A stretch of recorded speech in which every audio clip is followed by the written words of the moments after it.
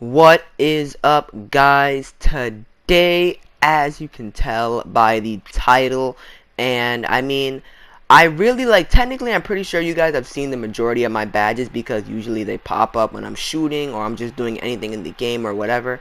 But I figured I would just show you them, I guess, because I guess technically you don't really know my badges and whatever.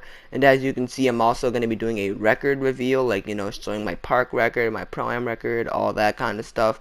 Because I guess technically I really haven't showed that either, man. I'm definitely going to be, obviously, that's why the point of this video is.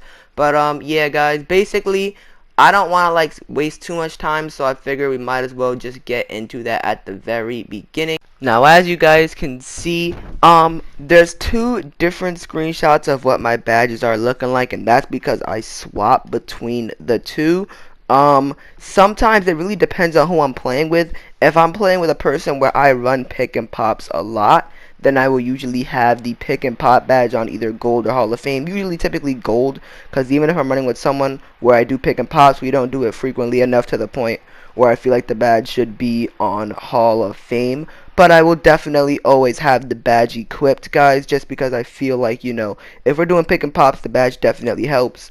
And after all the badges you just saw, I really don't think there are any useful badges for me, besides the green machine. I'm not really the biggest fan of the green machine badge. I feel like sometimes it just doesn't really do much. But I also feel like since there was really nothing else there that could even help a little bit, I figured might as well put green machine, because even if it's not gonna help the most, it can still do something. So those are pretty much the two that I switch between, most of the time, pick and popper and green machine.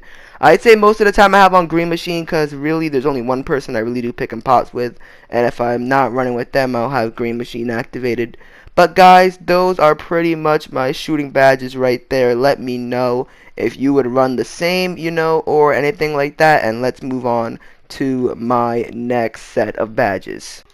Okay, guys, here are my defensive badges. I really feel like if you can only get 23 like I can, this is the best thing you can run. I definitely wish I could get the worm badge as well, because there's a lot of times when I get boxed out and I'm just thinking to myself damn, if I had worm I would have been able to get that rebound or whatever. But I can only get 23, which sounds like a lot, but there are still some things you miss out on.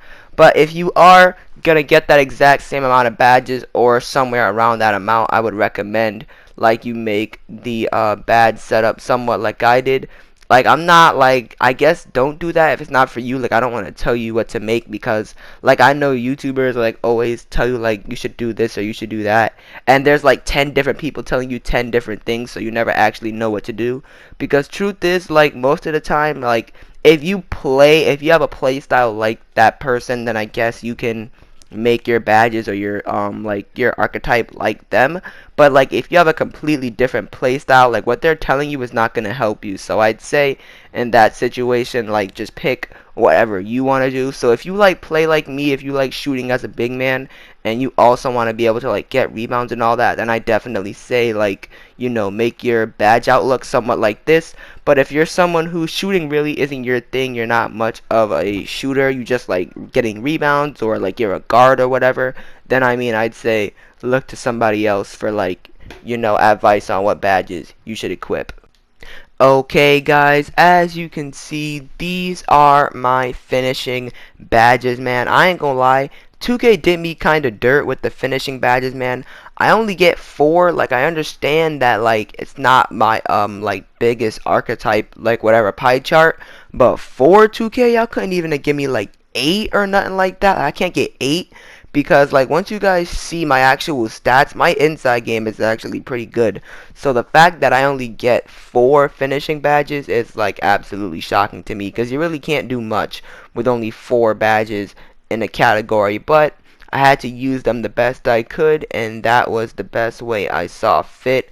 I had pick and roller on bronze, putback boss on bronze, and there's some more, but I don't really remember. You're gonna see them on the screen, but I actually don't see them right now.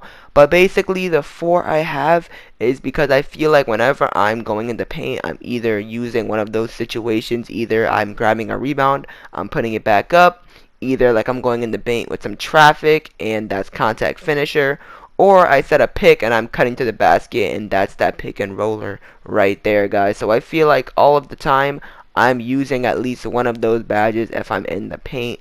So I feel like that is definitely the best like paint badges to be equipped. I was gonna say inside badges, I really didn't know what to say, but either way, guys, I mean, obviously I feel like most of you get more than 4 inside badges, but I feel like as for starting, like those are definitely the 4 finishing badges you are gonna want. I feel like they definitely show up the most out of all of the finishing badges.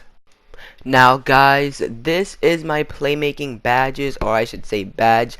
I really only get one playmaking badge, which I guess really isn't a shock. Now honestly, it used to be at first it was Dream Shake because like that was like a no-brainer, like I am a center and that's a post move badge, so I was like I'll put that on and I'll be able to like, you know, do some great post moves. But then like literally every single time I got the rebound, I would always get reached on, and I'd say about like at least like 25% of the time the person who reached on me when I got a rebound would actually poke the ball free and maybe get the ball back. So then I switched it to unpluckable because like, you know, I don't want to get the ball poked from me obviously when there's nothing I can do about it. But I know a lot of people are saying unpluckable doesn't work. I really don't know. I haven't been keeping track to see if there's been a difference in how frequently I get the ball poked or not. But as of right now, I think it's doing okay, so I'm going to keep it on for right now. But if I like notice I'm still getting the ball poked pretty frequently, I'll probably put on Dream Shake. So for you, I'd say if you have this same kind of archetype, either put on unpluckable so you don't get reached on those rebounds. But if you already don't have unpluckable and you still don't get reached on rebounds, I would say probably put on Dream Shake or Post Spin Technician, whichever one you rock with. I usually don't do post spins, I'll do like post fakes and stuff, so I felt like Dream Shake was a lot better, so that's what I put on. But I mean, you know, it's really whatever you prefer to do in the post. But I mean, yeah guys, those are pretty much all of my badges, so now let's move on to my attributes. Okay guys, as you can see, these are the attributes for my glass cleaning lockdown. I know a lot of the time, like in my videos, I'm shooting threes and stuff, and people might be wondering like how I'm shooting consistently with a glass cleaning lockdown, and that's because my 3-point shot goes all the way up to a 77. But you have to remember, man, you have to do like literally all of the like extra adding and stuff. Like let's think about this for a second, right? Let's just say it goes up to a 76 because my 3-point shot is only at a 77 once I am at a 99.9. So I mean, that's obviously not going to be very consistent. So let's just say that I have a 76 shot 3 because that's what my 3 will be at most of the time. Usually the people I'm playing with will have Floor General on Hall of Fame. So that is a 76, and that's a +4 to my attributes. That makes it a 80 shot 3, guys. And then after that, I like about half of the time I buy boost. Boost is around a +5 boost, so that would be a 85 shot 3. That's already very good right there. But then you have to remember, most of the time when I shoot off the catch, and usually the people I play with have Dimer on Hall of Fame. And then you have to remember, I have catch and shoot on Hall of Fame. So we're talking about a person with a 85 shot 3, catch and shoot Hall of Fame, and Floor General Hall of Fame. So if you guys are wondering like why it always seems like I shoot like a stretch like in my videos and stuff, that's probably why. Not only because of the attributes, but like all those extra little boosts I get after the attributes as well, guys. So also I figure it's worth mentioning I get a 90 dunk and a 89 close shot, which is also why I thought I should get a little bit more than 4 badges for finishing, because I feel like I have really good finishing stats. But anyway guys, you know, that's pretty much all the important stuff. My defense definitely looks pretty good as well. I can lay the clamps when I need to, man, I can tell you that much. But alright guys, those are my attributes, so now let's move on to my record. So as you can see guys, this is my record for NBA 2K20. I think that my neighborhood record looks pretty good, the My Park record. However, I definitely think I gotta get my Pro Am 3v3 record up and my stage record up. I've only played 3 games of stage, so I mean, I guess that's kind of acceptable. I can fix that whenever I need to. But my Pro-Am record, man, that's negative, and that's mainly because, like, usually I play with people in Pro-Am 3v3 who don't have their badges or whatever. Like, in Park, my main, like, goal is to win, but in Pro-Am 3v3, I'm really not trying to win. I'm just trying to get good stats so I can get badges or whatever. It's really not my main goal. But anyway, guys, yeah, I'm definitely going to try and fix that record as well, though, because, you know, never want to have a bad record or anything. I'll try and get that fixed. And in stage, whenever I head back to stage, I guess, you know, I'll start playing games there and make sure that record gets fixed up as well.